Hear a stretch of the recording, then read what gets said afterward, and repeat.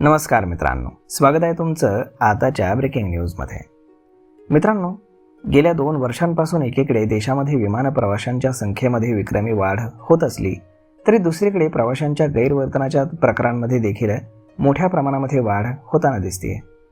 विमानाला विलंब झाला तर विमानतळावरती गोंधळ घालणं, विमान प्रवासादरम्यान केबिन कर्मचाऱ्यांशी केवळ हुज्जत घालणंच नव्हे तर हाणामारी करणं, केबिन कर्मचारी, महिला तसेच वैमानिकाला शिवीगाळ करणं, विमानामध्ये धूम्रपान करणं, विमानामध्ये मद्यप्राशन करून लघुशंका करणं आणि या अशा अनेक प्रकारच्या घटना गेल्या 2 वर्षांमध्ये घडलेल्या आहेत.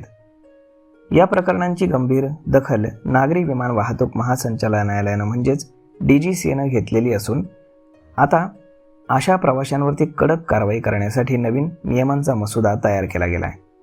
हा मसुदा विमान कंपन्यांकडे देखील पाठवण्यात आलेला असून त्यांच्या सूचना आल्यानंतर यावरती शिक्कामोर्तब होणार आहे. हा नवीन मसुदा अंतिम झाला की गैरवर्तन करणाऱ्या प्रवाशांवरती त्यांच्या गैरवर्तनाच्या प्रकारानुसार किमान 30 दिवस ते कमाल 2 वर्ष किंवा त्याहीपेक्षा अधिक काळाची प्रवासबंदी लागू होणार आहे. या प्रस्तावित नियमांनुसार एखाद्या प्रवाशानं जर गैरवर्तन केलं तर संबंधित विमान कंपनीच्या कर्मचाऱ्यांनी याची माहिती चेक इन काउंटर किंवा विमानतळावरती तैनात तपास यंत्रणांकडे तातडीनं कळवणं गरजेचं आहे.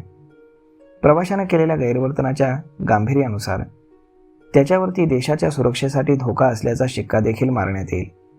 अशा प्रवाशाची माहिती केंद्रीय गृह मंत्रालयाला तसेच अन्य विमान कंपन्यांना देखील कळवावी लागणार आहे, जेणेकरून संबंधित प्रवासी अन्य कुठल्याही विमानातनं प्रवास करू शकणार नाही.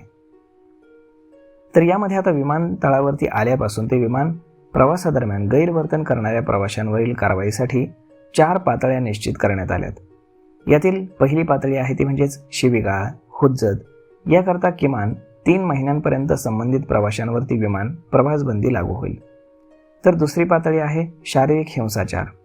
यामध्ये 3 महिने ते 6 महिन्याचा विमान प्रवासबंदी लागू होईल. तिसरी आणि चौथी पातळी आहे जीवे मारण्याची धमकी देणं किंवा विमानाला इजा पोहोचेल अशा पद्धतीची कृती करणं. यामध्ये किमान 2 वर्षे ते गुन्ह्याच्या प्रकारानुसार कितीही काळ किंवा कायम स्वरूपासाठी विमान प्रवासबंदी ही लागू करण्यात येईल. अर्थात एकीकडे नियम जरी कडक होणार असले तरी दुसरीकडे विमान कंपन्यांना देखील आपली सेवा देताना प्रवाशांची सर्वोत्तम काळजी घ्यावी असा सूर प्रवाशांकडनं लावण्यात येतोय. गेल्या 2 वर्षांमध्ये विमान प्रवासांच्या संख्येमध्ये वाढ झाली तरी प्रवासी संख्या आणि विमान सेवा हे गणित अद्यापही व्यस्त प्रमाणात आहे. त्यामुळे विमानांना विलंब होणं किंवा विमान ऐनवेळी रद्द होणं या प्रकारांमध्ये देखील वाढ झाली आहे.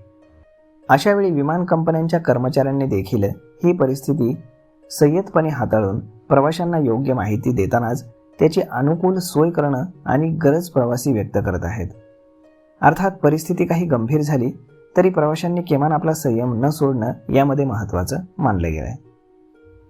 तर मग मित्रांनो, अशा पद्धतीनं आता जर विमान प्रवासादरम्यान जर प्रवाशांनी फार मोठ्या काही गुन्हा केला किंवा शिवीगाळ केली तर मग त्यांना प्रवासबंदी देखील घालण्यात येणार आहे, शिवाय दंड देखील करण्यात येणार आहे.